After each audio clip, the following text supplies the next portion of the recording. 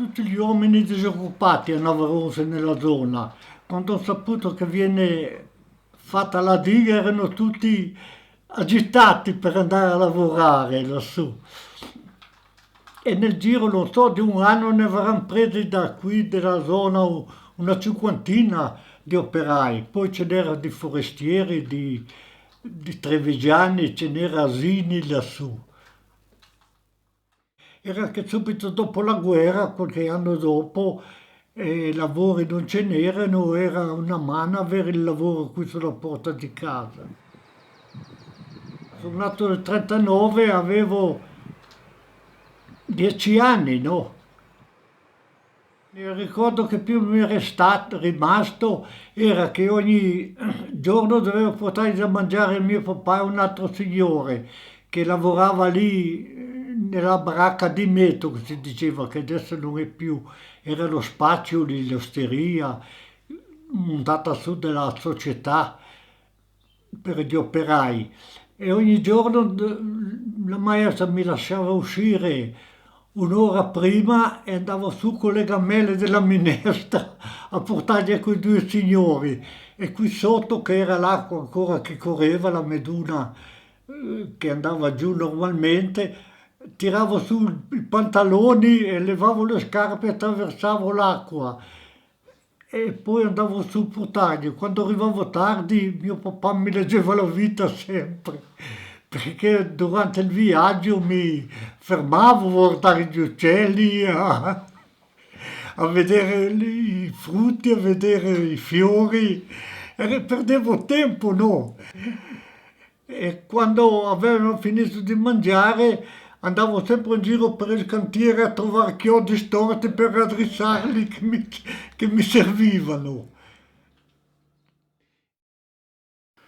E che gli operai, so solo che erano da Treviso e che avevano quasi tutti la famiglia e qualcuno anche portava la moglie, ma allora quelli andavano a Navarronso qui nel borgo con la famiglia e i bambini e mettiamo a dire che qui viene uno con la moglie e i bambini e collabora con me e mia moglie, no? Venivano da Treviso, Asini, poi ce n'era qualche carniello anche dalla Carnia ed erano alloggiati i ricoveri di occasione e le di Stalin ce n'era quattro, me li ricordo tutti e quattro, perché Stalin era di un mio zio, gliel'aveva dato lui in affitto, ma però dentro, sotto non era niente, sotto era il fieno. Del Veneto mi ricordo i nomi, mi ricordo anche la figura dei vecchi, diciamo, di queste persone. E mi ricordo tanto che avevano i bambini che venivano a scuola con me a Navarrese. La Teresa, Giovanni e ce n'era 4-5 che venivano a scuola.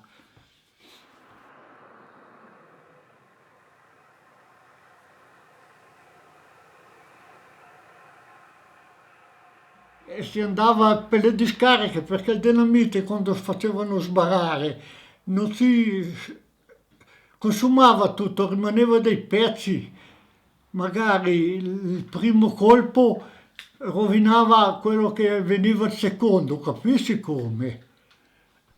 Se qui è una mina e qui un'altra, se questa scoppia prima rovina questa e non parte, la disinnesca, no? E poi quando caricavano a mano i carrelli per portare fuori il materiale usciva anche il dinamite, i detonatori, ma i detonatori era difficile averli perché erano di quelli elettrici che facevano partire le mine. Dopo noi la dinamite se la prendeva, si andava giù lungo il fiume a farla scoppiare nei posti dove erano le trotte. E ce n'era tante trotte quella volta. Sotto Robanischi era la stalla che è ancora su, la stalla, e avevano fatto lì diciamo la polveriera, la società che gestiva la diga, no? Aveva fatto la polveriera fuori dell'abitato e due ragazzi che li ha conosciuti bene tutti e due, uno era diventato dopo mio cognato, sono andati giù e hanno rubato i detonatori, ma non pochi, parlavano di 7-8 mila, erano in cassette da 1000 l'uno, ma poi non avevano la miccia per farli partire. Allora se ti avevi la fortuna di avere la miccia, un metro di miccia ti davano 10-20 detonatori e poi sparavano un pezzettino così di miccia e la miccia 2-3 secondi e faceva partire il detonatore e difatti tutti e due i ladri diciamo gli era sparato un mano, gli era scoppiato un mano e difatti erano tutti e due senza dita.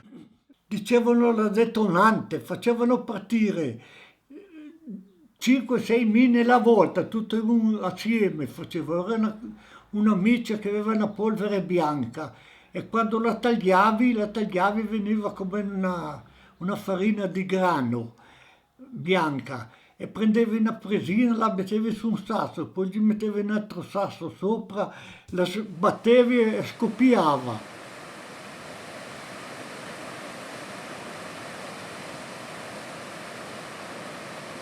Avevano un impianto e raspavano la ghiaia del fiume, che quella volta ce n'era ghiaia.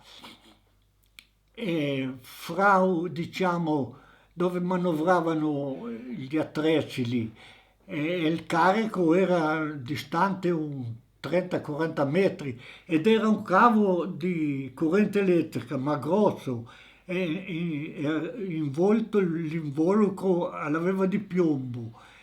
E quella volta avere il piombo era che ci aveva qualche soldo e noi con la roncola si andava a tagliare il piombo col pericolo di andare un po' più dentro e andare sul cavo, capisci come? E si levava tutto l'involucro, diciamo, l'isolamento del piombo per andare a venderlo e si davano quella volta 25 lire al chilogrammo.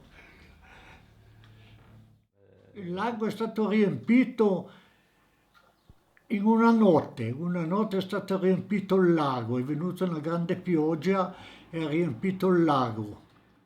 Lungo il Canal Grande avevano tagliato le legna, ma tante, 7.500 o 8.000 quintali di legna e li avevano catascati vicino al fiume.